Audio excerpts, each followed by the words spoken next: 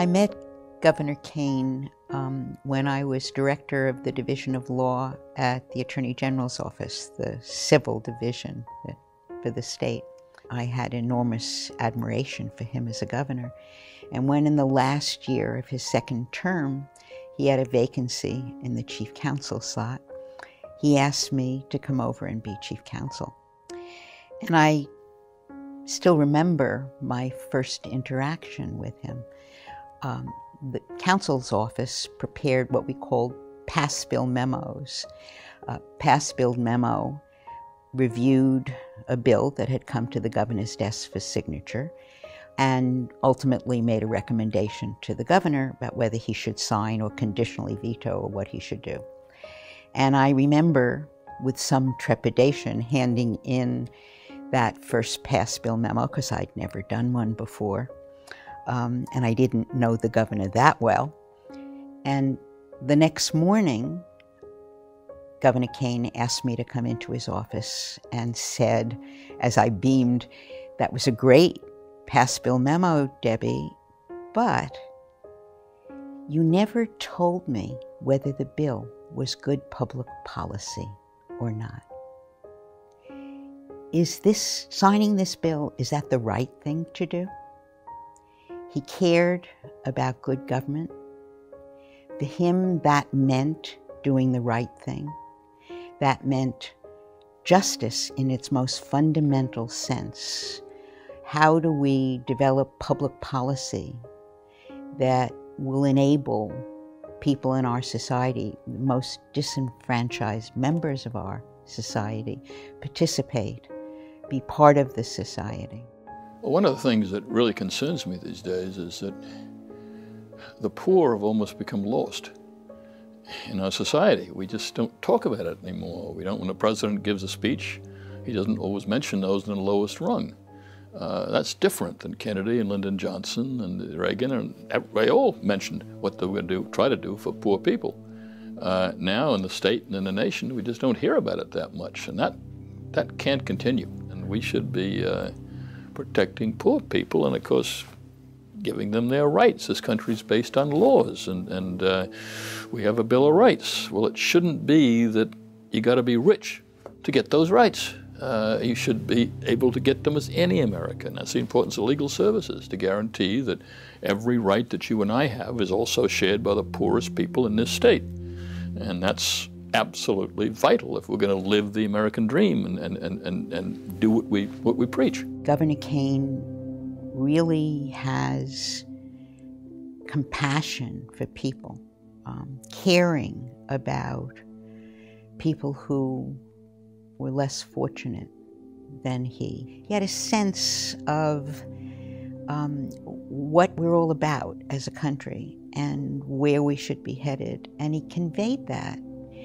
Everyone that dealt with him immediately understood the sincerity of his beliefs. And then when he became governor, he was in a position to make a lot of things happen. And he didn't just sit around talking about what it was all about. He did what he could to make those things happen. One of the worst evils during my time as governorship was taking place in South Africa. It was called apartheid. And that means if you happen to have a different color to your skin, you were treated very badly as second or third class citizens. And that was going on, and the leader of apartheid at that time said, "Apartheid forever." Well, I heard that and I figured anything any of us can do to shake that guy up and shake the society up, we'll do.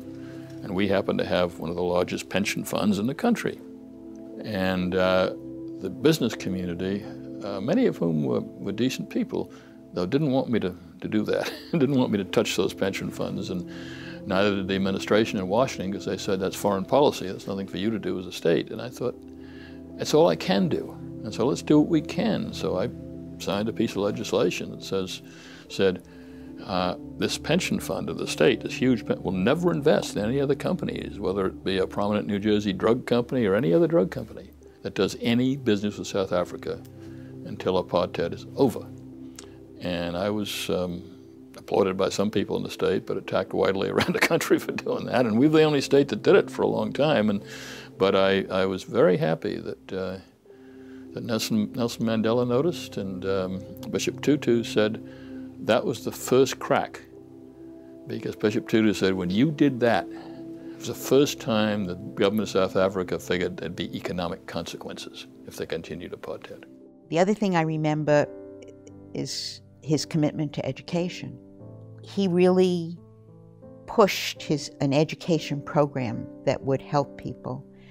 And that approach, that understanding affected all of us. It affected the Supreme Court. And when I was involved in the court decisions that had to do with preschool, I remembered what I'd learned from him. And looking at the record, I understood that he knew before all of the people that were testifying in the special master's hearings, and that this was important. Those things matter. And he understood that, and he did what he could do to make justice in this state a reality. The proudest thing I did when I was governor was the Education Opportunity Fund. That was, of all the things I've done in government, I'm prouder of that, because that, by giving kids a chance to go to college, extra help to get there, and when they got there, the funds to continue, and the help to continue. I can't tell you the people I've met who now serve in government, who are lawyers, who are doctors, who are teachers, who are really meaningfully employed in the society, and say it was because of that Education Opportunity Fund. He was also very adept at bringing people together. I mean, occasionally there are issues where it's very difficult and you have to find a way around that, but he was good at bringing people into a room and getting them to search for a middle ground, and we've lost some of that today. We need that back. I had an ethnic council, which over 100 groups were represented. I used to meet with them. Say, what do you all want? What do you want me to do? But they meet and they got together, and that's what you got to do. You got to bring people together, because once they're together, and once they get to know each other, some of the differences seem to disappear. That's my lessons as being in government and other things throughout my life. People in our society don't always grow up together, they don't always understand each other, their culture is different, they come from different places in the world, their skin colors are different. So it's hard, but it's not impossible. And you've got to bring people together around issues they all care about. As I say, my three were, everybody wants a good education for their kids. Everybody wants a safe environment in which to live and to work for their own children. And everybody wants a chance to get a decent job. Well, education, even more today than when I was governor, is the ladder.